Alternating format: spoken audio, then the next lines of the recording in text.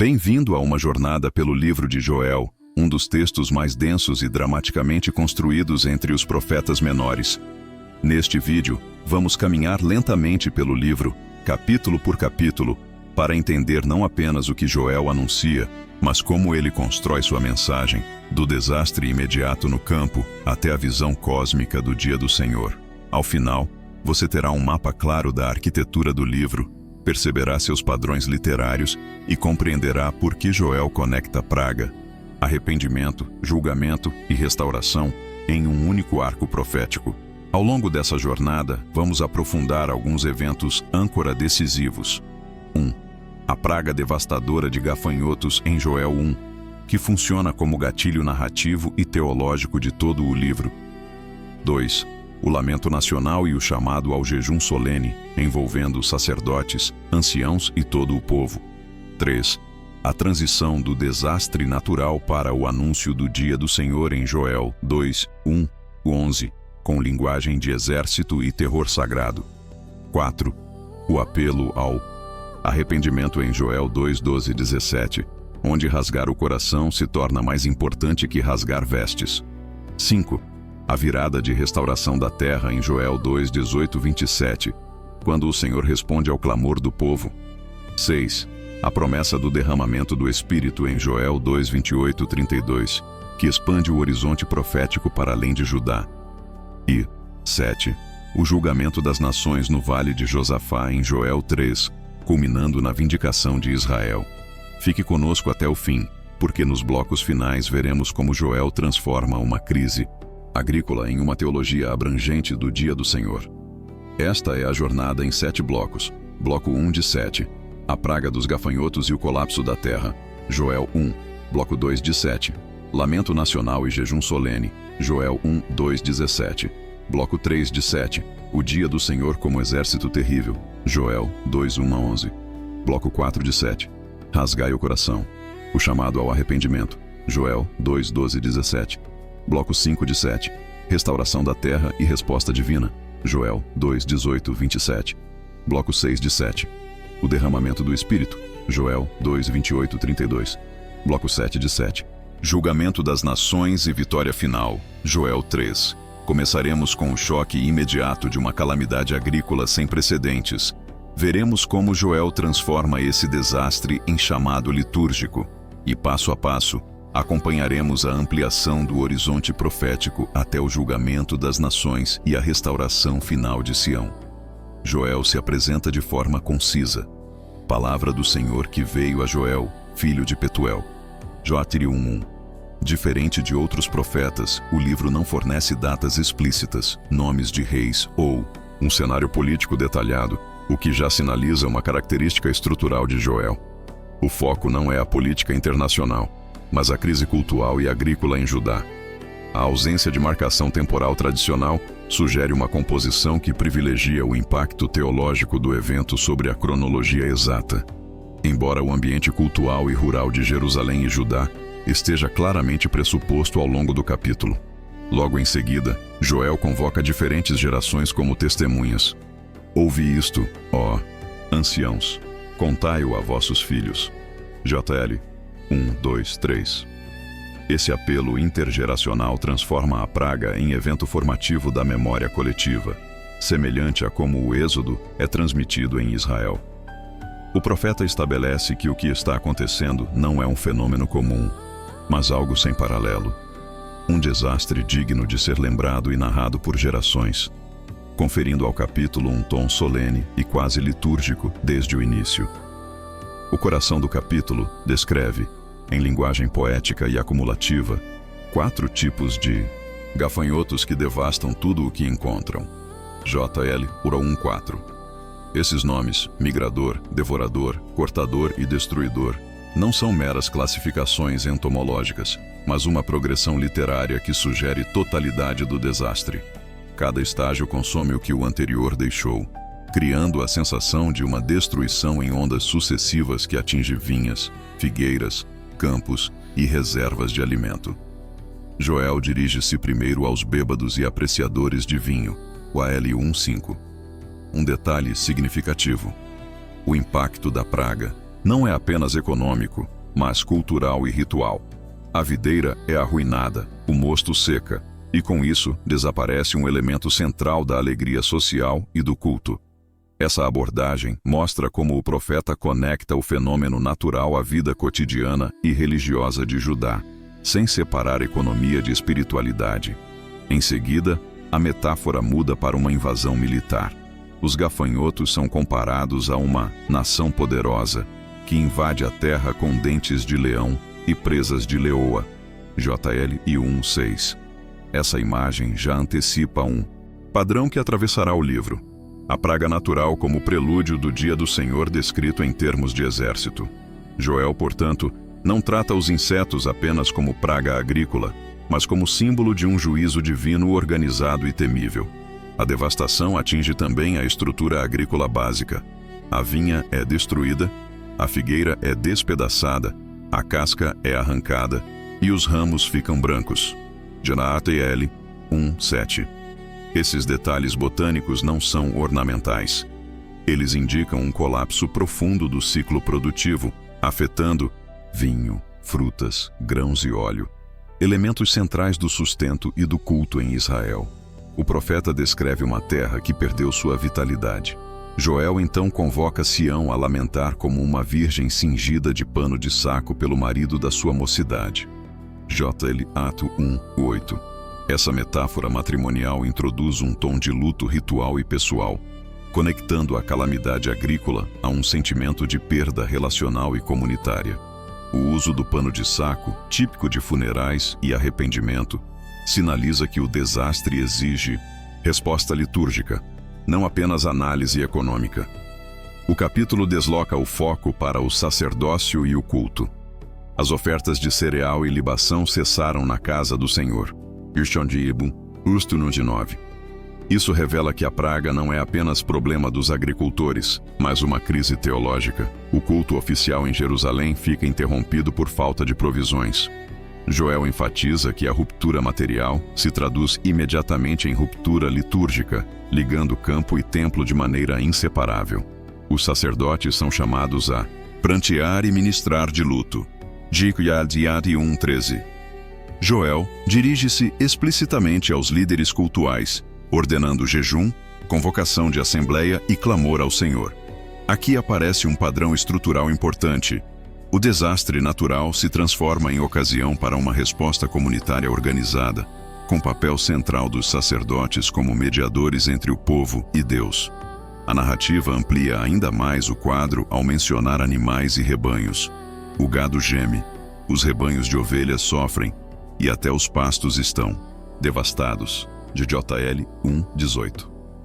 Esse detalhe ecológico reforça que a crise não é pontual, mas sistêmica, afetando toda a cadeia de vida, plantas, animais e seres humanos. Joel constrói uma visão de desordem cósmica em miniatura, onde a criação inteira geme. O profeta encerra o capítulo com um lamento pessoal. A ti, Senhor, clamo. JL 1:19.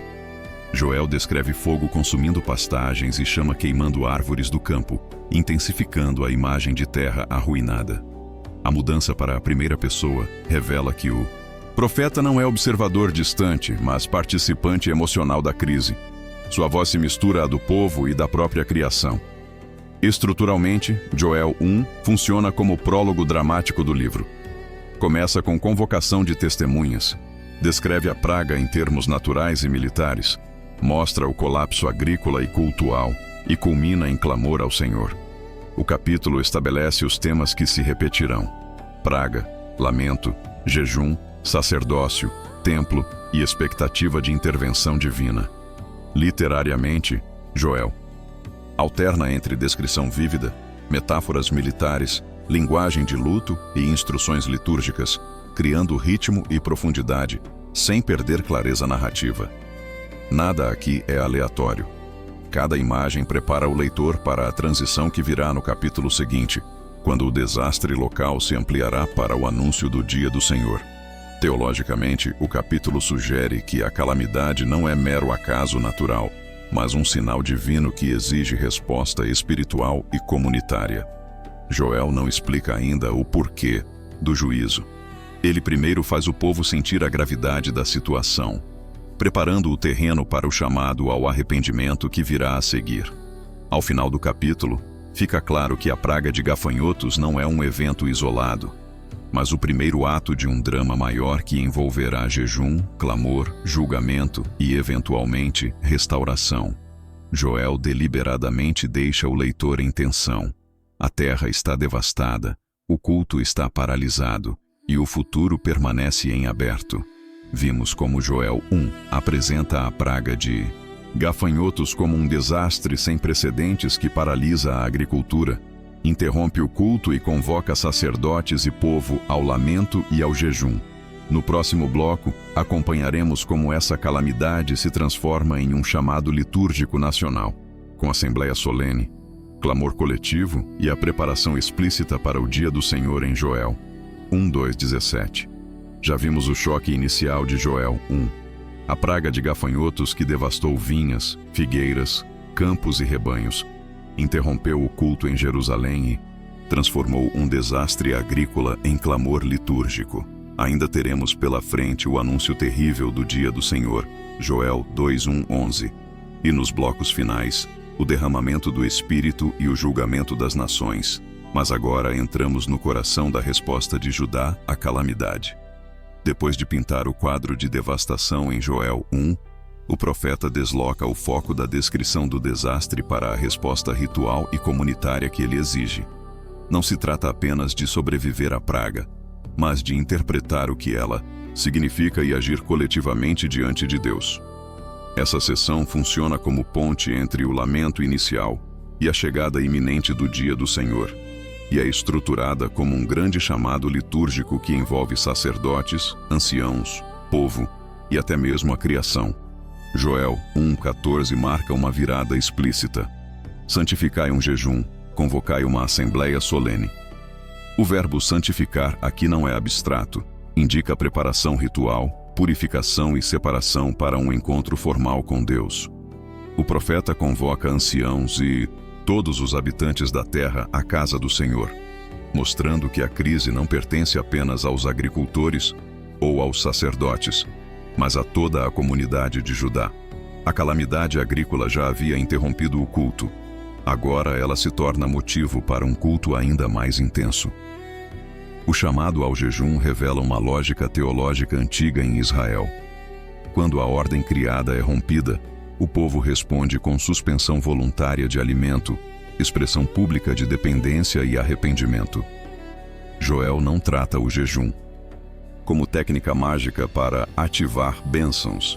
Ele o apresenta como linguagem corporal de luto e súplica. A Assembleia Solene, por sua vez, evoca momentos históricos críticos, como guerras, pragas ou renovação de aliança, inserindo a crise atual numa tradição mais ampla de resposta coletiva. No final do capítulo 1, Joel eleva o tom do lamento ao ponto máximo com uma oração direta. A ti, Senhor, clamo. Dá-lhe 1:19. Ele descreve fogo consumindo pastagens e chamas queimando árvores do campo, ampliando a sensação de desolação para além dos gafanhotos. Essa combinação de praga e fogo cria uma imagem de juízo total, onde tanto o que voa quanto o que cresce no solo está ameaçado. O clamor não é apenas do profeta, mas eco de uma terra ferida. Quando o texto entra em Joel 2, o cenário muda dramaticamente. O profeta convoca: tocai a trombeta em Sião, dai o alarma no meu santo monte. JL 2:1. A trombeta não é instrumento agrícola, é sinal de guerra e emergência nacional. Joel desloca o leitor do campo devastado para o espaço sagrado de Jerusalém, sugerindo que a crise ultrapassa o âmbito rural e se torna questão de sobrevivência do povo diante de Deus. O anúncio que se segue é solene: vem o dia do Senhor, porque está perto. Essa frase funciona como eixo de todo o livro. Diferente de outras pragas descritas na Bíblia, Joel não apresenta o dia do Senhor como evento distante ou abstrato. Ele o vincula diretamente à experiência presente da devastação. A calamidade dos gafanhotos não é apenas crise local, ela antecipa algo muito maior. Joel descreve o dia do Senhor com linguagem apocalíptica e militar. Dia de trevas e de escuridão, dia de nuvens e densas trevas. JL 2:2. A metáfora da escuridão remete tanto a tempestades quanto a teofanias divinas, sugerindo que o próprio Deus está entrando em cena. O profeta compara o fenômeno a um exército que se espalha como alvorecer sobre os montes, uma imagem paradoxal que mistura beleza e terror. A descrição dos gafanhotos em Joel 2:39 intensifica o retrato iniciado no capítulo anterior. Agora eles não são apenas insetos, são como guerreiros disciplinados marchando sem desviar, escalando muralhas, entrando nas casas como ladrões e avançando em perfeita ordem. Essa militarização da praga reforça a ideia de que o desastre natural é instrumento organizado de juízo divino, não caos aleatório. Joel afirma que, diante desse exército, a terra treme, os céus se abalam, o sol e a lua se escurecem, e as estrelas retiram seu brilho. JL 2:10. Aqui ocorre uma expansão cósmica. O evento deixa de ser apenas agrícola e se torna universal.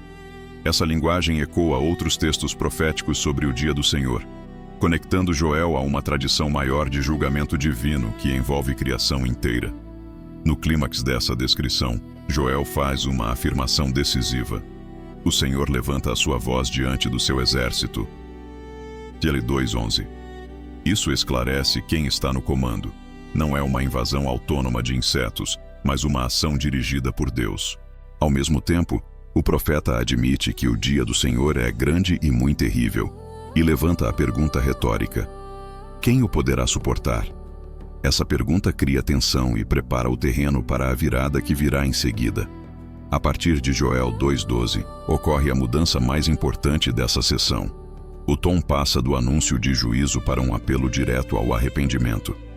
Deus fala na primeira pessoa: ainda assim, agora mesmo, voltai para mim de todo o vosso coração, com jejuns, com choro e com pranto. Expressão agora mesmo indica urgência. Há uma janela de resposta antes que o julgamento se consume plenamente.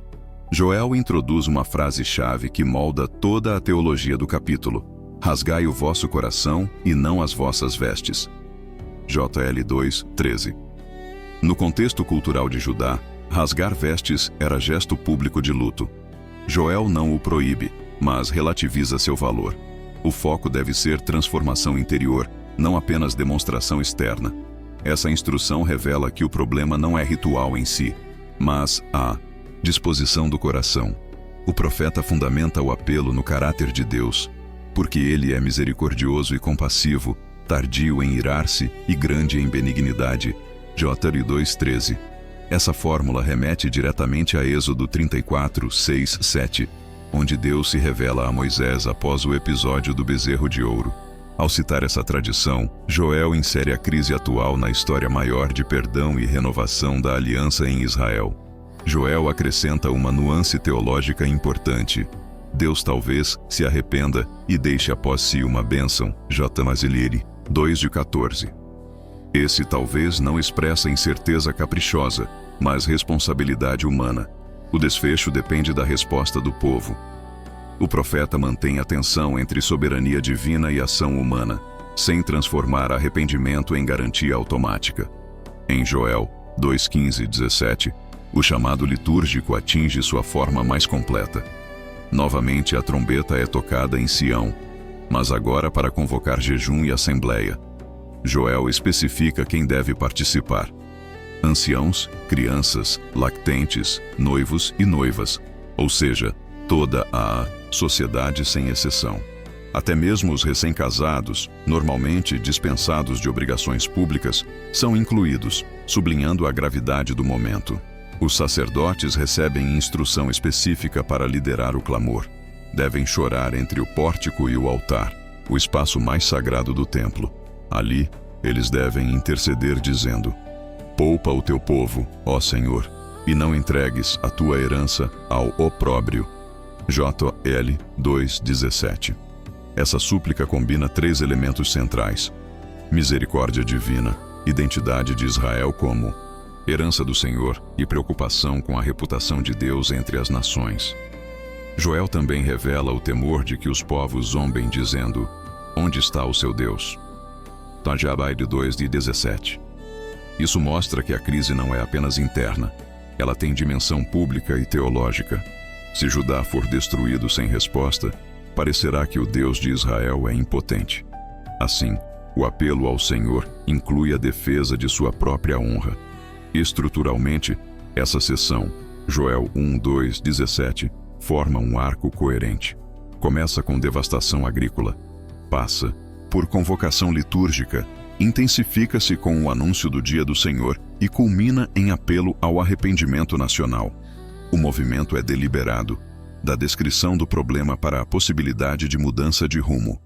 Literariamente, Joel alterna entre poesia vívida, linguagem militar, fórmulas litúrgicas e apelos diretos, criando ritmo que mantém a atenção. A repetição da trombeta, do jejum e da assembleia não é redundância, é reforço de urgência e totalidade da resposta requerida. Teologicamente, essa parte do livro estabelece um princípio que ecoará no restante de Joel. O juízo de Deus não é destino cego, ele é condicionado à resposta do povo. O dia do Senhor é terrível, mas não inevitável em sua forma destrutiva. Há espaço para arrependimento, intercessão e mudança de curso. Além disso, Joel integra natureza, culto e política em um único drama. A praga não é tratada como desastre natural isolado, mas como evento que atravessa a economia, religião e identidade nacional. O templo, os campos e as casas estão interligados no mesmo colapso e, portanto, na mesma esperança de restauração. Por fim, ao terminar em Joel 2:17, o profeta deixa o leitor em suspense. O povo foi convocado, o clamor foi articulado, os sacerdotes estão em posição, mas ainda não sabemos como Deus responderá. Essa tensão prepara o terreno para a virada decisiva que virá no próximo bloco. Vimos como Joel transforma a calamidade de Joel 1 em um grande chamado litúrgico nacional em Joel 1:2-17, com jejum, assembleia solene, intercessão sacerdotal e o apelo central de rasgar o coração diante do iminente dia do Senhor. No próximo bloco, entraremos em Joel 2:1-11 para compreender em profundidade por que o profeta descreve o dia do Senhor como um exército terrível e o que essa imagem revela sobre o caráter do juízo divino. Já vimos o choque inicial da praga em Joel 1 e como esse desastre se transformou em Joel 1:2-17, em um grande chamado litúrgico nacional com jejum, assembleia solene e o apelo decisivo de rasgar o coração. Ainda teremos à frente a virada de restauração da terra, o derramamento do Espírito e o julgamento das nações. Mas agora entramos no momento mais temido e mais vívido do livro: a descrição do dia do Senhor. A partir de Joel 2:1, o livro muda de registro de maneira abrupta e deliberada. Depois do lamento e da convocação ao jejum, Joel faz soar novamente a trombeta em Sião, mas agora não como chamado à assembleia, e sim como alarme de guerra. O som da trombeta desloca o leitor do espaço litúrgico para um cenário de emergência absoluta, sugerindo que o que está prestes a ser descrito não é mais apenas um desastre agrícola, mas uma intervenção divina de proporções históricas e cósmicas. A repetição desse instrumento no início do capítulo conecta o clamor do povo com a chegada do julgamento, criando uma transição natural entre arrependimento e confronto. O profeta então anuncia a frase que estrutura todo o livro: "Vem o dia do Senhor, porque está perto." Essa declaração não funciona como marcador cronológico comum. Ela é performativa, isto é, a própria palavra cria expectativa e tensão. Diferente de outros profetas que situam o dia do Senhor no futuro distante, Joel o apresenta como realidade iminente, já pressentida na devastação presente. O termo Dia do Senhor aqui não é apenas um evento, mas uma categoria teológica que envolve presença divina, juízo, revelação e reordenação da criação. Joel descreve esse dia como dia de trevas e de escuridão, dia de nuvens e densas trevas. JDL 2:2. Essa linguagem retoma imagens clássicas de teofania no Antigo Testamento, como no Sinai, onde nuvem e escuridão acompanhavam a manifestação de Deus. Ao mesmo tempo, essas trevas contrastam com o brilho da prosperidade agrícola perdida em Joel 1, reforçando que o cenário mudou de crise econômica para encontro direto com o sagrado. A escuridão não é apenas ausência de luz, é sinal de presença divina em juízo. Em seguida, Joel introduz uma das imagens mais poderosas do livro: um povo numeroso e forte que se espalha como alvorecer sobre os montes. JL 2:2. Essa comparação é paradoxal. O amanhecer normalmente simboliza vida e esperança, mas aqui ele introduz um exército devastador. Joel combina beleza e terror na mesma metáfora, criando tensão estética e teológica. O efeito é deliberado. O dia do Senhor não é apenas destruição caótica, mas um movimento ordenado e irresistível. A descrição dos gafanhotos em Joel 2:3 marca uma intensificação em relação ao capítulo 1.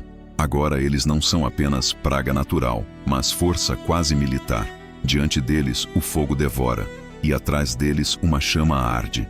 A terra que antes era como o jardim do Éden torna-se um deserto após sua passagem. Joel usa essa transformação radical para sugerir que o julgamento não deixa espaço para neutralidade. Há um antes e um depois claramente definidos. Nos versículos seguintes, Joel abandona qualquer leitura puramente entomológica e assume plenamente a linguagem de guerra. Os gafanhotos são comparados a cavalos e carros de guerra, avançando com estrondo como chamas que consomem palha. JL 2:4-5. Essa combinação de imagens, insetos, cavalos, fogo, cria um quadro híbrido que ultrapassa a experiência comum e transporta o leitor para um cenário quase apocalíptico. O objetivo não é precisão científica, mas impacto teológico e emocional. Joel destaca a disciplina perfeita desse exército. Eles marcham em linha, não desviam do seu caminho, não se empurram, cada um segue seu rumo. Shaginadel Ali 2:7. Essa ordem contrasta fortemente com a desordem moral e cultural de Judá implícita no capítulo anterior. Literariamente, o profeta sugere que o juízo de Deus é organizado, intencional e impossível de ser interrompido por estratégias humanas convencionais. A imagem se torna ainda mais assustadora quando Joel afirma que os gafanhotos escalam muralhas, entram pelas janelas e penetram nas casas como ladrões. JL 2:9. Aqui, a segurança urbana, muralhas, portas, arquitetura, perde completamente sua eficácia. O que normalmente protege a cidade agora se mostra inútil diante do dia do Senhor. Joel, assim, desmonta qualquer falsa confiança em defesas humanas. No versículo 10, o horizonte se amplia dramaticamente. Diante deles a terra treme, os céus se abalam, o sol e a lua se escurecem e as estrelas retiram o seu brilho. Joel desloca a cena do nível local para o nível cósmico. O julgamento não é apenas sobre Judá, mas sobre a própria ordem criada. Essa linguagem ecoa textos proféticos posteriores e revela que, para Joel, o dia do Senhor envolve uma reconfiguração da relação entre céu e terra. O ponto teológico decisivo chega em Joel 2:11. O Senhor levanta a sua voz diante do seu exército. Essa frase esclarece quem está por trás de tudo. O exército descrito não age por conta própria. Ele é instrumento do próprio Deus. Joel, portanto, evita qualquer leitura que reduza o evento a fenômeno natural ou acaso histórico. O dia do Senhor é iniciativa divina, não acidente. Ao afirmar que o seu acampamento é muito grande e que o dia do Senhor é grande e muito terrível, Joel reforça a assimetria entre Deus e Judá.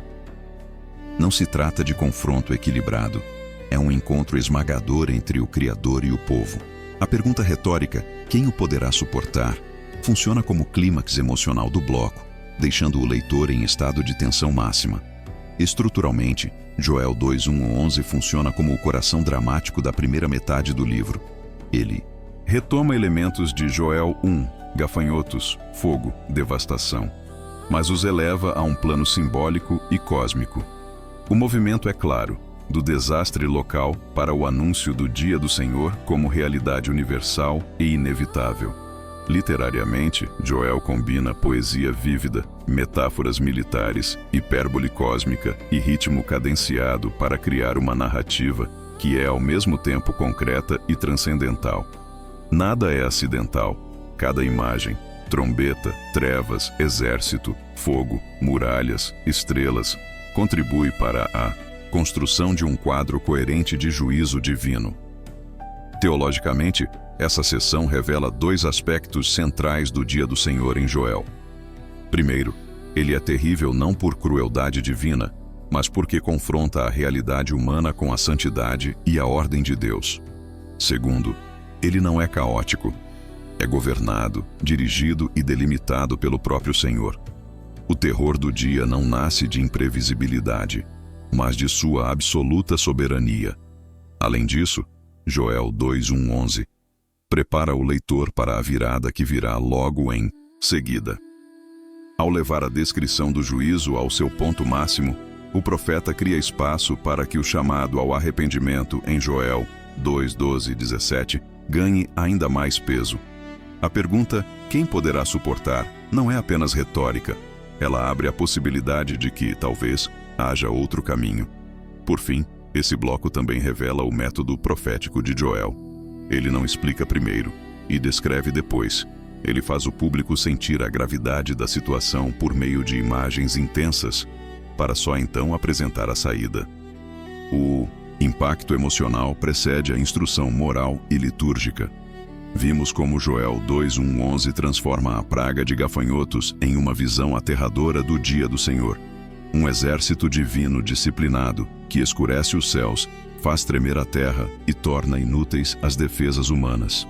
No próximo bloco, entraremos em Joel 2:12-17 para entender por que, justamente no auge desse terror, Deus faz um apelo urgente: rasgai o coração, e como esse chamado muda o rumo de todo o livro. Já vimos a devastação de Joel 1 e como ela se transformou em um chamado litúrgico nacional em Joel 1:2-17. E depois contemplamos a visão aterradora do dia do Senhor em Joel 2:1-11. Um exército divino disciplinado que faz tremer a terra e escurece os céus. Ainda teremos à frente a virada de restauração da terra, o derramamento do Espírito e o julgamento das nações. Mas agora entramos no ponto decisivo em que o rumo do livro começa a mudar. Depois de levar a descrição do dia do Senhor ao seu clímax em Joel 2:11, o texto faz uma inflexão dramática e teologicamente decisiva. Até aqui, o cenário era de terror sagrado e inevitabilidade aparente. A pergunta, quem o poderá suportar, pairava como sentença. É precisamente nesse momento de máxima tensão que Deus fala novamente. Não para intensificar o juízo, mas para abrir uma porta de resposta.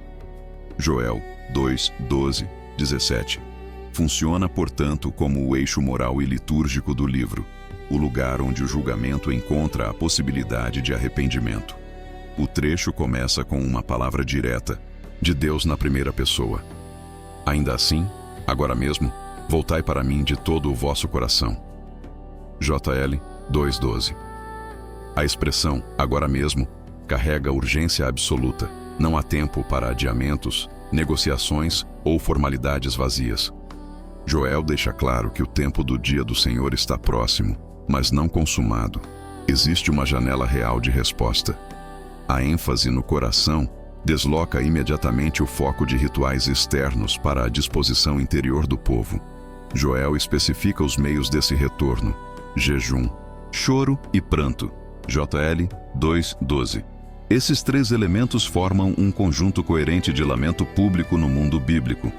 O jejum como suspensão de alimento, o choro como expressão emocional visível e o pranto como linguagem corporal de arrependimento. O profeta não apresenta essas práticas como técnicas mágicas para mudar Deus, mas como sinais concretos de mudança de postura diante dele. Em Joel 2:13 surge uma das frases mais citadas do livro: rasgai o vosso coração e não as vossas vestes. No contexto cultural de Judá, rasgar as vestes era gesto tradicional de luto ou choque. Joel não proíbe esse costume, mas relativiza seu valor, deslocando a ênfase do gesto externo para a transformação interna. Literariamente, essa frase funciona como contraste deliberado: aparência versus realidade, ritual versus sinceridade. Joel fundamenta esse apelo não na ameaça do juízo, mas no caráter de Deus. Porque ele é misericordioso e compassivo, tardio em irar-se e grande em benignidade. JL 2:13. Essa fórmula não é original de Joel. Ela ecoa diretamente Êxodo 34:6-7, quando Deus se revela a Moisés após o episódio do bezerro de ouro. Ao evocar essa tradição, Joel insere a crise atual dentro da história maior de perdão e renovação da aliança em Israel. O profeta acrescenta que Deus se arrepende do mal. JL 2:13. Uma expressão teologicamente carregada. Aqui, arrepender-se não implica mudança caprichosa em Deus, mas sua disposição de alterar o curso do juízo em resposta à mudança do povo. Joel mantém a tensão entre soberania divina e responsabilidade humana sem dissolver nenhuma das duas. O desfecho permanece aberto. Joel 2:14 introduz uma nuance importante. Quem sabe se ele não se voltará e se arrependerá e deixará após si uma bênção? Esse quem sabe não expressa dúvida teológica sobre o caráter de Deus, mas reforça a seriedade do momento. O profeta evita transformar arrependimento em garantia automática. Ele mantém o peso moral da decisão sobre o povo. A possível bênção mencionada, cereal e libação, remete diretamente ao que foi perdido em Joel 1. A partir de Joel 2:15, o texto retorna à linguagem da trombeta, mas agora com novo propósito. Tocai a trombeta em Sião, santificai um jejum, convocai uma assembleia solene. A repetição desse chamado conecta esse momento com Joel 1:14, mas com uma diferença crucial. Agora ele é explicitamente moldado pelo apelo divino ao coração. A liturgia não é apenas resposta à calamidade, ela é resposta à palavra de Deus. Joel detalha quem deve participar dessa assembleia: anciãos, crianças, lactentes, noivos e noivas. J. 2:16. Essa inclusão radical sublinha a gravidade da situação. Ninguém está dispensado. Até mesmo os recém-casados, que normalmente eram liberados de obrigações públicas, cf. Deuteronômio 24:5, são convocados. Joel constrói uma imagem de sociedade inteira paralisada diante de Deus. O espaço físico também é significativo. Os sacerdotes devem chorar entre o pórtico e o altar. JL 2:17. O ponto mais sagrado do templo. Esse local simboliza a intercessão oficial de Israel diante de Deus. Joel coloca os sacerdotes literalmente entre Deus e o povo, reforçando seu papel mediador em um momento de crise nacional. A oração que Joel coloca nos lábios dos sacerdotes é cuidadosamente estruturada. Poupa o teu povo, ó Senhor, e não entregues a tua herança ao opróbrio. Joel 2:17. Aqui aparecem 3 elementos teológicos centrais: misericórdia divina, poupa, identidade de Israel como herança do Senhor e preocupação com a reputação de Deus entre as nações. Joel acrescenta o motivo dessa preocupação: para que as nações não façam escárnio deles, dizendo: onde está o seu Deus? JR 2:17. Essa frase revela que a crise não é apenas interna, mas pública e teológica. Se Judá for destruído sem resposta, parecerá que o Deus de Israel é impotente ou ausente. Assim, o clamor inclui implicitamente a defesa da honra divina no cenário internacional. Estruturalmente, Joel 2:12-17 funciona como o pivô narrativo do livro. Ele fecha o arco iniciado em Joel 1, devastação, lamento e anúncio do dia do Senhor, e prepara a virada de restauração que virá em Joel 2:18-27. O movimento é claro, do terror para a possibilidade de misericórdia, do juízo inevitável para o arrependimento eficaz. Literariamente, Joel alterna entre discurso divino direto, instruções litúrgicas, fórmulas tradicionais e imagens de luto, criando ritmo que mantém a atenção sem perder profundidade. A repetição da trombeta, do jejum e da assembleia não é redundância. Ela reforça a urgência e totalidade da resposta requerida. Teologicamente, essa seção estabelece um princípio que moldará o restante do livro. O dia do Senhor, embora terrível, não é destino cego. Ele pode ser transformado por arrependimento sincero. Joel não anula o juízo, mas mostra que o caráter misericordioso de Deus abre espaço para mudança de curso, não por mérito humano, mas por fidelidade divina à sua própria natureza. Além disso, Joel integra culto, comunidade e criação em um único drama. O jejum não é apenas prática individual, é ato público que envolve toda a sociedade e tem implicações para a terra devastada em Joel 1. O templo, o campo e o povo estão interligados na mesma súplica. Por fim, o bloco termina em tensão deliberada. O povo foi convocado, os sacerdotes estão em posição, a oração foi articulada, mas ainda não sabemos como Deus responderá. Joel deixa o leitor em suspense, preparando o terreno para a virada decisiva do próximo bloco. Vimos como Joel 2, 12 e 17 transforma o terror do dia do Senhor em um apelo urgente ao arrependimento, com jejum, assembleia solene e intercessão sacerdotal centrada em rasgar o coração e confiar na misericórdia de Deus. No próximo bloco entraremos em Joel 2, de 18 a 27 para ver como o Senhor responde a esse clamor e inicia a restauração da terra devastada. Já vimos o choque da praga em Joel 1, o grande chamado litúrgico em Joel 1, 2 de 17 e, em seguida, a visão aterradora do dia do Senhor em Joel 2, 1, 11, culminando no apelo decisivo para rasgar o coração em Joel 2, 12 e 17. Ainda teremos pela frente o derramamento do Espírito e o julgamento das nações. Mas agora chegamos ao momento em que o tom do livro muda de forma decisiva. A resposta de Deus ao clamor de Judá. Joel 2,18 marca uma virada estrutural e teológica no livro. Depois de 2 capítulos dominados por praga, lamento, trombetas, assembleia e o terror do dia do Senhor, o texto muda de sujeito. Não é mais o povo que age, nem o profeta que descreve. É o próprio Senhor quem entra em cena como protagonista da restauração. A frase de abertura é programática. Então o Senhor teve zelo por sua terra e se compadeceu do seu povo. Essa dupla referência, zelo pela terra e compaixão pelo povo, já indica que a resposta divina não será apenas espiritual ou cultural, mas cósmica, envolvendo criação, agricultura, culto e identidade nacional. O termo zelo aqui carrega forte peso bíblico. Ele evoca o compromisso apaixonado de Deus com sua aliança, presente em textos como Êxodo 20 e Deuteronômio 4. Joel sugere que a intercessão sacerdotal entre o pórtico e o altar, J.R. 2,17, não caiu no vazio. Ela desperta o zelo de Deus por sua herança e por sua reputação entre as nações. Ao mesmo tempo, a compaixão divina responde diretamente ao clamor de um povo quebrantado. O livro passa do julgamento para a misericórdia sem romper a lógica interna do drama. Em Joel 2,19, Deus fala diretamente ao povo. Eis que vos enviarei o cereal, o vinho e o óleo, e sereis fartos deles. Essa promessa é altamente significativa, porque retoma exatamente os elementos que foram destruídos em Joel 1.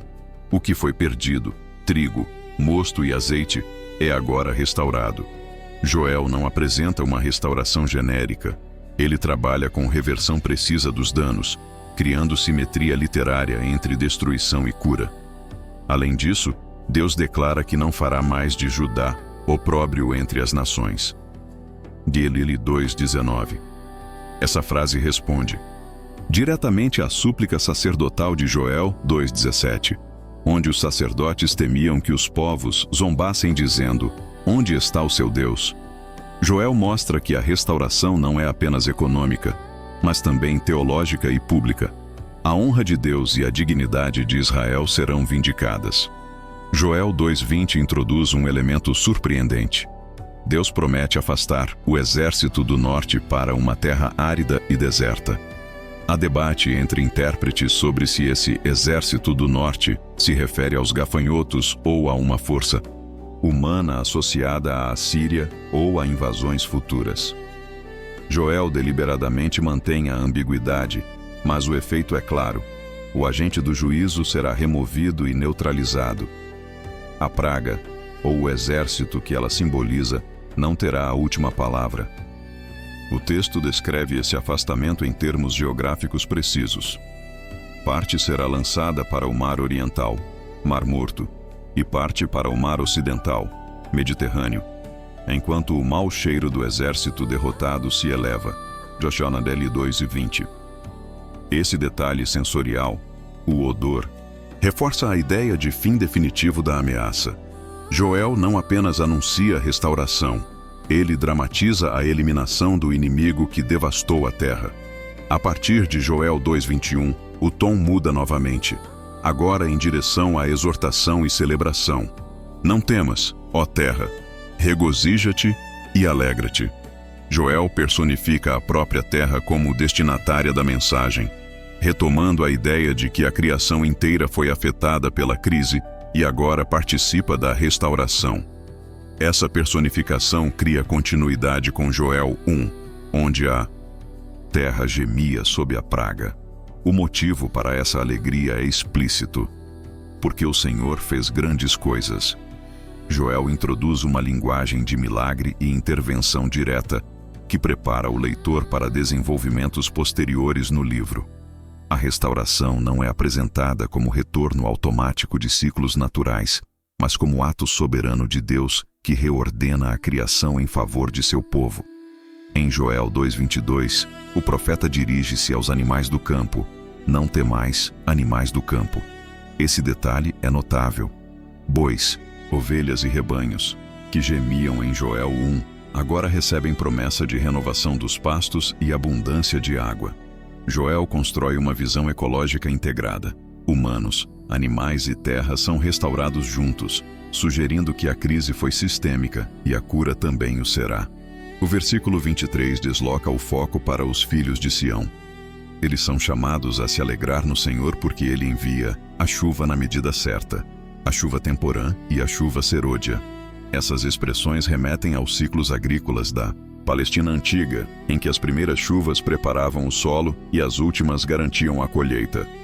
Joel mostra que Deus restaura não apenas os frutos, mas o próprio ritmo natural que sustenta a vida. Joel 2:24-25 descreve a abundância de forma hiperbólica e poética. Os eirados se encherão de trigo, e os lagares transbordarão de vinho e óleo. Em seguida, Deus promete compensar os anos consumidos pelos diferentes tipos de gafanhotos: migrador, devorador, cortador e destruidor.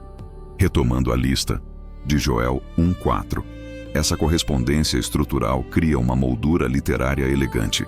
O que foi perdido em ondas sucessivas será restaurado em plenitude. A promessa de restituir os anos é teologicamente profunda. Joel não fala apenas de recuperação material imediata, mas de restauração do tempo perdido. O desastre não será apenas superado, ele será redimido. Isso prepara o terreno para a compreensão mais ampla do dia do Senhor como momento de reordenação histórica e espiritual. Joel 2:26 apresenta um clímax emocional. Comereis abundantemente e ficareis fartos, e louvareis o nome do Senhor vosso Deus. A restauração material desemboca em adoração. A abundância não é fim em si mesma, mas meio para glorificar a Deus. Joel integra economia, liturgia e teologia em um único movimento coerente. Em seguida, Deus declara: meu povo nunca mais será envergonhado. JL 2:26. Essa afirmação ecoa o tema da honra divina e da identidade de Israel. Depois de ter sido humilhado pela praga e pela possível zombaria das nações, Judá recebe garantia de dignidade restaurada. Joel não fala de poder político ou domínio militar. mas de honra baseada na relação com Deus. Joel 2:27 traz uma das declarações mais importantes do bloco. Sabereis que estou no meio de Israel, que eu sou o Senhor vosso Deus, e não há outro. Aqui o foco se desloca do que Deus faz para quem Deus é. A presença divina no meio do povo, tema central em toda a Bíblia, é apresentada como o coração da restauração. Não basta que os campos floresçam, é necessário que Deus habite novamente com seu povo. Essa declaração também reafirma a exclusividade do Senhor contra os ídolos e falsas seguranças implícitas no livro. Embora Joel não critique diretamente a idolatria como Oséias, a afirmação "não há outro" estabelece um fundamento teológico que prepara o caminho para o derramamento do Espírito no bloco seguinte. Estruturalmente, Joel 2:18-27 funciona como o grande ponto de reversão do livro. Tudo o que veio antes, praga, lamento, trombeta, juízo, encontra aqui sua resposta. O movimento narrativo é claro, do clamor humano para a iniciativa divina, da devastação para a abundância, do opróbrio para a honra, do silêncio cultual para o louvor. Literariamente, Joel trabalha com paralelismos e simetrias deliberadas. A lista de gafanhotos em Joel 1 reaparece em chave de restauração em Joel 2. A terra que gemia agora se alegra, os animais que sofriam agora se fartam. O culto interrompido agora é restaurado em louvor. Nada é acidental. Cada elemento responde a algo que foi apresentado antes. Teologicamente, esse bloco revela um princípio central em Joel. O arrependimento sincero abre espaço para a intervenção restauradora de Deus. Joel não apresenta a restauração como automática ou mecânica. Ela é resposta ao clamor e expressão do caráter misericordioso de Deus. O dia do Senhor, que parecia apenas destruição, começa a ser revelado também como dia de renovação. Além disso, Joel amplia o horizonte da restauração para além do imediato. Embora o foco aqui seja agrícola e cultural, o texto prepara o leitor para algo ainda maior, uma transformação espiritual que ultrapassará as fronteiras de Judá. A promessa de abundância material em Joel 2:18-27 funciona como prelúdio para a promessa do Espírito em Joel 2:28-32. O bloco também integra criação e redenção de maneira profunda. A Terra não é mero cenário passivo, ela participa do drama teológico. Joel mostra que o pecado e o juízo afetam o cosmos e que a misericórdia de Deus restaura o cosmos. Essa visão ecológica teológica conecta o livro com temas mais amplos das Escrituras sobre nova criação.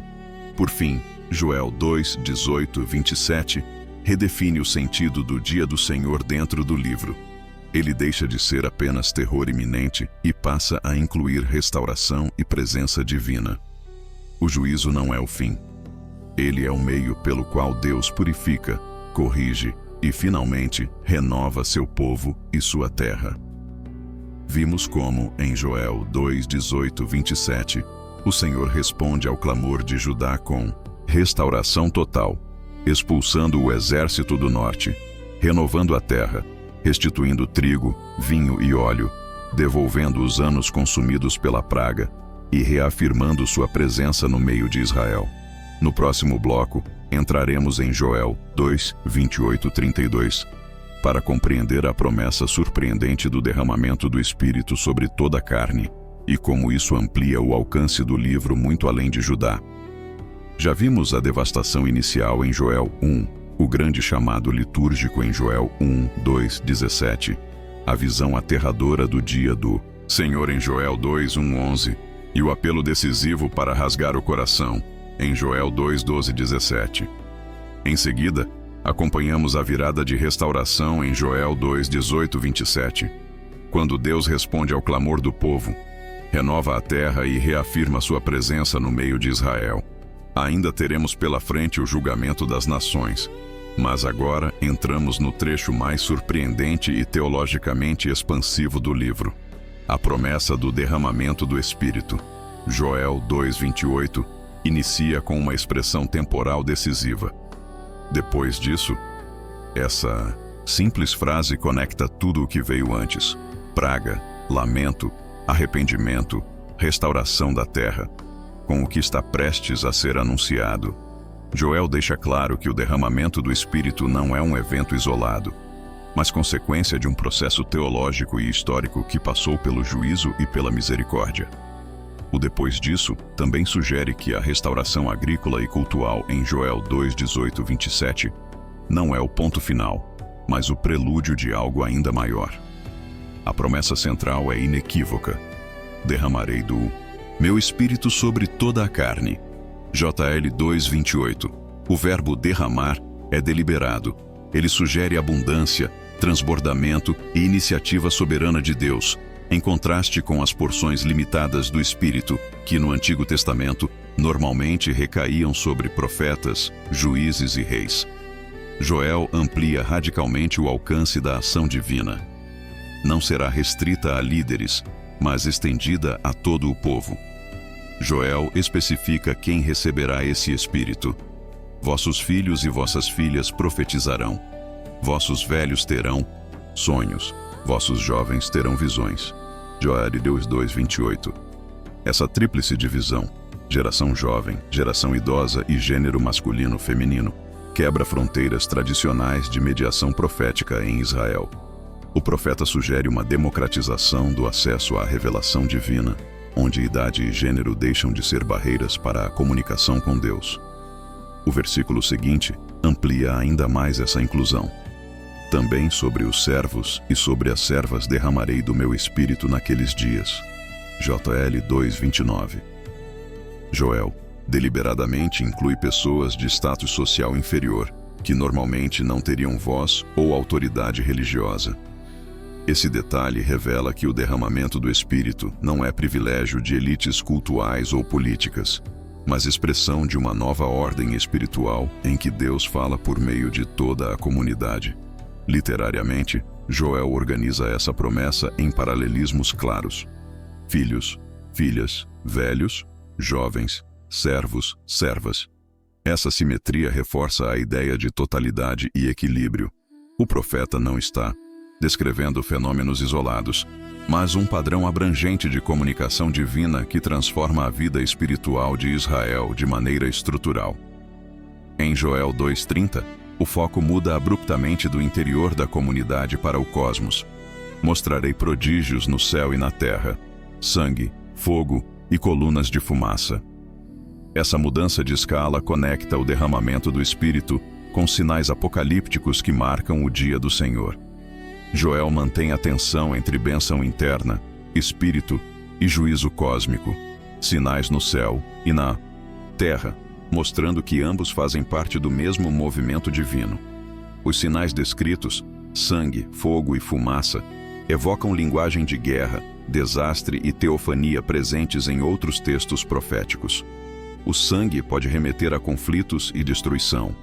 O fogo sugere purificação e juízo. As colunas de fumaça lembram tanto sacrifícios quanto cenas de catástrofe.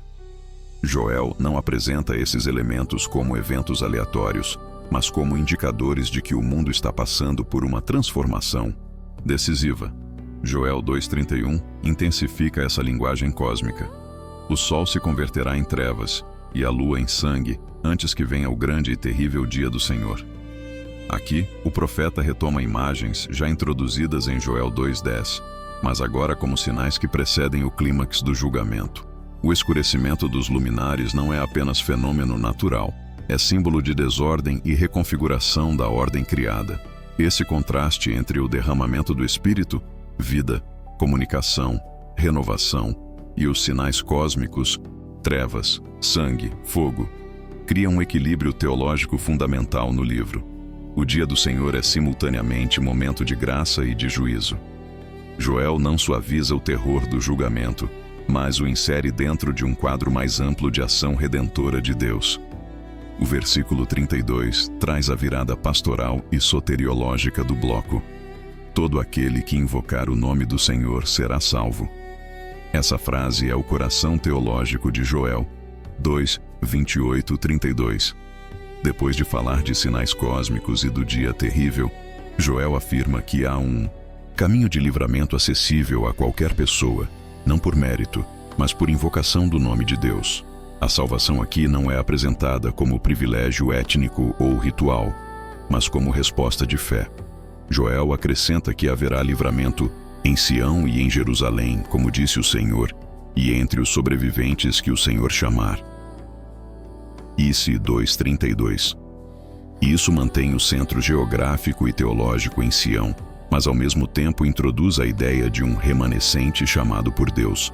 O livro, portanto, combina universalidade de acesso, todo aquele que invocar, com particularidade do lugar e da iniciativa divina. Estruturalmente, Joel 2:28-32 funciona como ponte entre a restauração agrícola de Joel 2:18-27 e o julgamento das nações em Joel 3. O derramamento do Espírito amplia o horizonte do livro para além de Judá, preparando o leitor para uma cena global de juízo e vindicação. Joel passa do campo devastado para o cosmos transformado.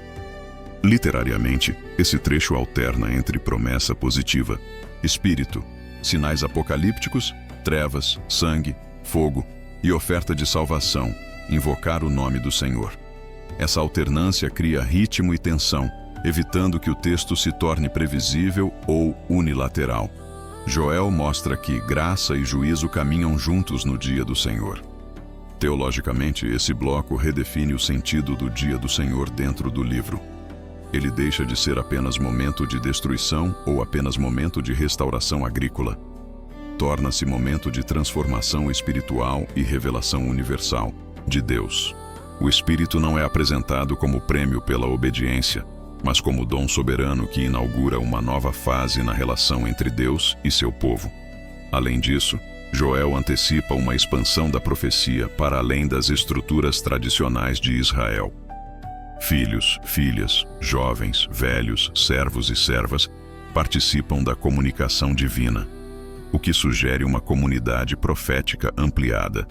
Essa dimensão explica por que esse texto terá impacto decisivo em tradições posteriores.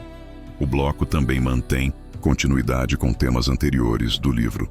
Assim como a terra foi restaurada em Joel 2:18-27, agora o povo é restaurado espiritualmente por meio do Espírito.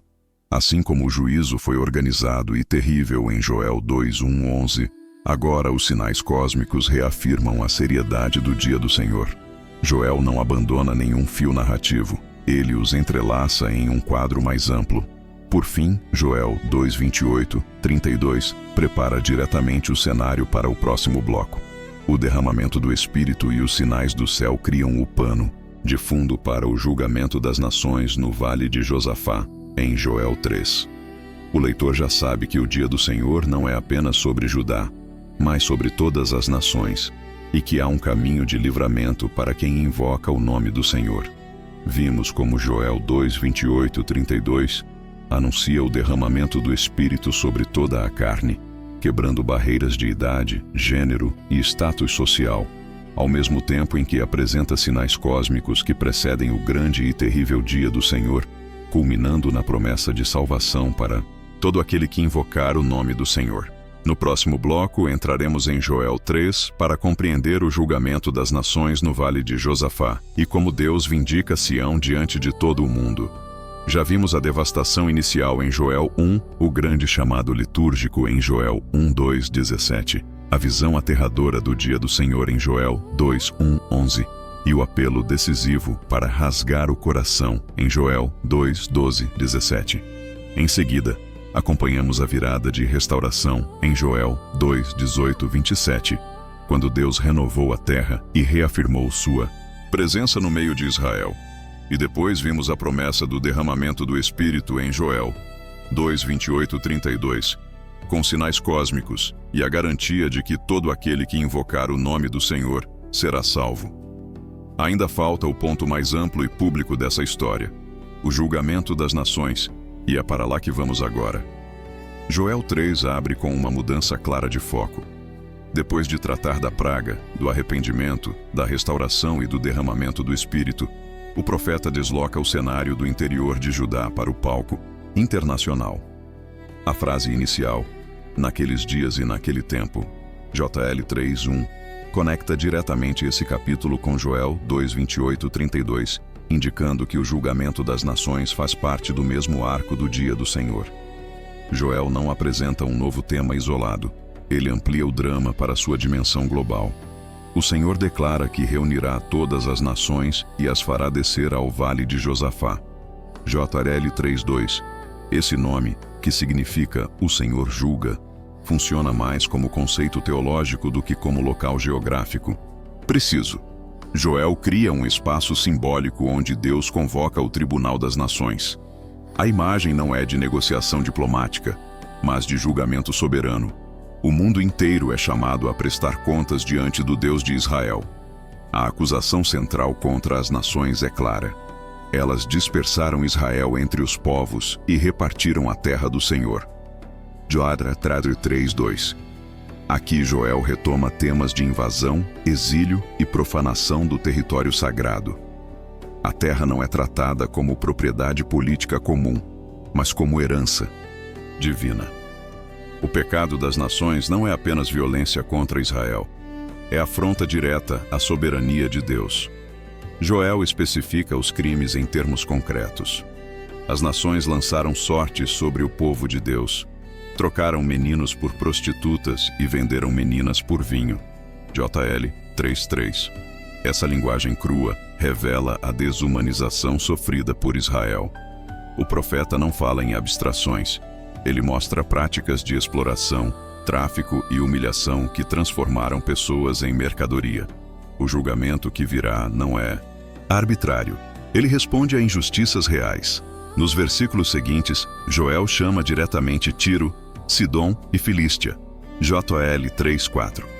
Essas cidades e regiões costeiras representam potências comerciais e marítimas antigas que lucraram com o sofrimento de Israel. Joel questiona: "Quereis vingar-vos de mim?" E adverte que qualquer retaliação contra Deus será retribuída rapidamente. O profeta deixa claro que o conflito não é apenas entre nações e Israel, mas entre essas nações e o próprio Senhor. Joel descreve como essas nações levaram prata, ouro e tesouros para seus templos, JL 3:5, sugerindo que o saque não foi apenas econômico, mas também religioso. O fato de objetos ligados ao povo de Deus terem sido usados em cultos pagãos intensifica a gravidade da ofensa. O julgamento que se segue terá, portanto, dimensão tanto política quanto cultural. A resposta divina é anunciada em termos de reversão. Deus promete fazer com que os filhos das nações sejam vendidos aos sabeus, um povo distante. JL 8. Joel utiliza a mesma lógica de medida por medida que atravessa a tradição bíblica. O que foi feito a Israel retornará sobre os opressores. Essa não é vingança humana, é justiça divina retributiva. A partir de Joel 3:9, o tom muda para a convocação de guerra. Proclamai isto entre as nações, preparai a guerra, suscitai os valentes. Joel inverte a cena típica de paz e transforma ferramentas agrícolas em armas. Forjai espadas das vossas relhas de arado. JL 3:10. Essa imagem deliberadamente contrasta com textos proféticos de paz que falam de espadas transformadas em arados. Aqui, o momento é de confronto final. Joel convoca todas as nações a se reunirem no vale. JL 3:11, criando uma cena de concentração militar sem precedentes. O profeta não descreve essa batalha como disputa equilibrada. Desde o início fica claro que o Senhor presidirá o julgamento. O clímax chega quando Deus declara: "Descei, porque o lagar está cheio." JL 3:13. Uma metáfora de esmagamento e colheita de juízo. A imagem do lagar evoca o esmagar das uvas para extrair o vinho. Aqui, porém, o que é esmagado são as nações. Joel combina linguagem agrícola e militar para transmitir a ideia de que o julgamento é inevitável, pleno e definitivo. O vale é chamado de Vale da Decisão. JL 13:14, sugerindo que ali o destino das nações será selado. Em Joel 3:15 e 16, a linguagem cósmica retorna com força. O sol e a lua se escurecem, as estrelas retiram seu brilho, e o Senhor ruge de Sião como leão. Essa imagem conecta diretamente esse capítulo com Joel 2:10, 11 e 2:31, reforçando que o julgamento das nações é parte integrante do dia do Senhor. O rugido divino simboliza autoridade absoluta e poder incontestável. No entanto, Joel não termina com destruição pura. No versículo 16, o Senhor também se apresenta como refúgio para seu povo. O Senhor será abrigo para o seu povo e fortaleza para os filhos de Israel. Assim, o mesmo Deus que julga as nações protege e acolhe Sião. O julgamento e a salvação caminham juntos dentro do mesmo evento. A partir de Joel 3:17, o foco retorna a Sião. Sabereis que eu sou o Senhor vosso Deus, que habito em Sião, meu santo monte. Essa afirmação ecoa Joel 2:27 e reforça o tema central do livro: a presença de Deus no meio de seu povo. O julgamento das nações não é um fim em si mesmo. Ele serve para reafirmar quem Deus é e onde ele habita. Joel descreve então uma visão de restauração final. Jerusalém será santa, e estrangeiros não passarão mais por ela, de AJL 3:17. Essa imagem não é apenas política, mas teológica. A cidade se torna espaço consagrado, protegido e purificado. O profeta projeta um futuro em que a profanação sofrida no passado não se repetirá. Nos versículos finais, JL 3:18, Joel pinta um quadro de abundância paradisíaca. Os montes destilarão vinho, os outeiros fluirão leite, e todos os ribeiros de Judá terão água. Essa linguagem ecoa descrições clássicas de terra prometida e nova criação. A restauração agrícola que começou em Joel 2:18-27, atinge aqui sua plenitude simbólica. Joel menciona ainda que uma fonte sairá da casa do Senhor e regará o vale de Sitim, JL 3:18. Essa imagem antecipa tradições posteriores sobre rios de vida que fluem do templo, conectando Joel a uma linha profética mais ampla sobre renovação cósmica a partir de Sião. O centro do mundo restaurado não é uma capital política, mas a presença de Deus no templo. Em contraste com essa vida abundante, Joel 3:19 lembra o destino de Egito e Edom, que se tornarão desolação por causa da violência contra os filhos de Judá. O profeta mantém a lógica de justiça retributiva até o fim, restauração para o povo de Deus e juízo para os opressores. Não há neutralidade no dia do Senhor. O livro conclui com uma declaração de permanência. Judá será habitada para sempre e Jerusalém de geração em geração. JL 3:20. Essa promessa transcende o contexto imediato de praga ou invasão. Ela projeta estabilidade duradoura baseada na presença contínua de Deus. Joel fecha o arco narrativo não com ruína, mas com continuidade e segurança. O versículo final, JL 3:21, traz uma frase carregada de significado: e o Senhor habitará em Sião. Depois de todo o percurso, praga, lamento, arrependimento, restauração, espírito e julgamento. O ponto final não é abundância material, mas presença divina permanente. Joel encerra exatamente onde tudo começou, na relação entre Deus e seu povo. Estruturalmente, Joel 3 funciona como o clímax público do livro. Se Joel 1:2 tratou principalmente de Judá, culto e criação, Joel 3 amplia o horizonte para todas as nações. O movimento é claro, do local para o global, do campo para o cosmos, do desastre para a nova ordem centrada em Sião. Literariamente, Joel combina linguagem judicial, militar, agrícola e apocalíptica, criando uma tapeçaria complexa e coerente. As imagens de colheita, lagar, batalha e templo se entrelaçam para transmitir uma única mensagem: Deus julga, Deus salva, Deus reina em Sião. Teologicamente, esse bloco revela que o dia do Senhor não é apenas sobre disciplina interna de Israel, mas sobre a restauração da justiça no mundo. As nações não são julgadas por não serem Israel, mas por sua violência e injustiça contra o povo de Deus. Ao mesmo tempo, a salvação de Judá não é privilégio automático. Ela está ligada à presença e à fidelidade de Deus. Joel 3 também completa o arco iniciado em Joel 2, 28-32. O derramamento do Espírito e os sinais cósmicos preparam o cenário para esse julgamento final. O Vale de Josafá não é cena isolada. É o desdobramento lógico do dia do Senhor anunciado desde o início do livro. Por fim, o livro de Joel termina com uma visão integrada de criação, justiça e presença divina. A terra é fértil, as nações são julgadas, Sião é santa, e Deus habita no meio de seu povo. O desastre inicial de gafanhotos se transforma no fim, em uma nova ordem centrada na soberania do Senhor.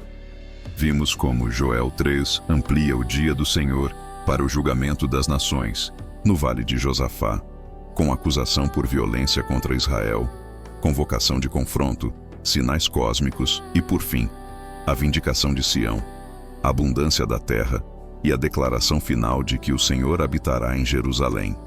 No próximo passo, quando você pedir o fechamento final, faremos a recapitulação sintética dos 7 blocos, a síntese do significado do livro de Joel e uma conclusão coerente com todo esse arco narrativo.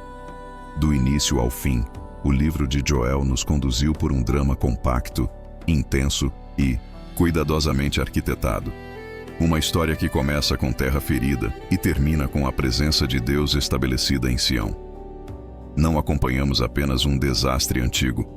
Percorremos um arco teológico que vai da calamidade à restauração, do juízo à misericórdia, do silêncio do templo à habitação plena do Senhor no meio de seu povo. Vimos tudo começar com a praga de gafanhotos em Joel 1, um colapso agrícola que paralisou o culto, fez gemer a criação e obrigou Judá a encarar a própria fragilidade. A terra, os rebanhos e o altar foram atingidos juntos, mostrando que economia, criação e adoração nunca estiveram separados na visão bíblica. Em seguida, essa calamidade se transformou em um grande chamado litúrgico nacional.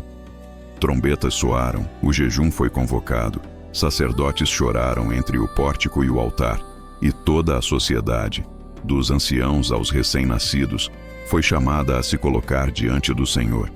Joel mostrou que, diante do dia do Senhor, não há espectadores, todos são envolvidos. Então o livro nos levou ao momento mais temido, a visão do dia do Senhor como um exército terrível. O céu escureceu, a terra tremeu, e o juízo apareceu organizado, disciplinado e irresistível. Não foi caos, foi a manifestação soberana de Deus entrando em cena. No auge desse terror, veio a virada decisiva. Rasgai o coração, e não as vestes. Joel deslocou o foco do ritual externo para a transformação interior, fundamentando tudo no caráter misericordioso e compassivo do Senhor. O julgamento não foi cancelado, mas o caminho do arrependimento foi aberto. E Deus respondeu. A terra foi restaurada, os anos consumidos pela praga foram restituídos, os celeiros se encheram, os rebanhos prosperaram e o povo voltou a louvar. Mais do que abundância material, veio a promessa central: sabereis que estou no meio de Israel. A presença de Deus reapareceu como o verdadeiro coração da restauração. Depois disso, Joel expandiu o horizonte para algo ainda maior: o derramamento do Espírito sobre toda a carne, filhos e filhas, velhos e jovens, servos e servas. Ninguém ficou de fora. Ao mesmo tempo, sinais cósmicos anunciaram que o dia do Senhor ainda estava em movimento. E no meio disso tudo, brilhou a promessa mais clara de salvação: todo aquele que invocar o nome do Senhor será salvo. Por fim, o livro se abriu para o palco das nações. No Vale de Josafá, Deus convocou o tribunal do mundo, julgou a violência e a injustiça, e vindicou Sião. A batalha não foi o ponto final. O ponto final foi vida abundante fluindo da casa do Senhor, Jerusalém consagrada e a declaração definitiva: o Senhor habita em Sião. No conjunto, Joel nos deixou uma mensagem poderosa e coerente. O dia do Senhor é terrível, mas não é o fim. Ele é o caminho pelo qual Deus purifica, restaura e estabelece sua presença. A crise da terra revelou o coração do povo. O arrependimento abriu espaço para a misericórdia, e a restauração apontou para algo maior: uma comunidade renovada pelo Espírito e um mundo reordenado, sob a soberania de Deus. Assim, o livro de Joel permanece como um chamado permanente. A praga não é o destino, o juízo não é o último capítulo, e a presença de Deus é a realidade que sustenta tudo. Entre calamidade e glória, entre lamento e louvor, Joel nos conduz até um Deus que julga com justiça, restaura com compaixão e habita com seu povo para sempre. Agora, antes de encerrarmos, comente o que você achou dessa jornada pelo livro de Joel. Deixe suas dúvidas ou pontos que queira aprofundar. Compartilhe este vídeo com alguém que precisa ouvir essa mensagem. Digite Amém se você gostou e acredita, e escreva qualquer comentário para fortalecer o alcance e o engajamento. Que essa história continue ecoando, não como lembrança distante, mas como convite constante ao arrependimento, à confiança e à presença viva do Senhor.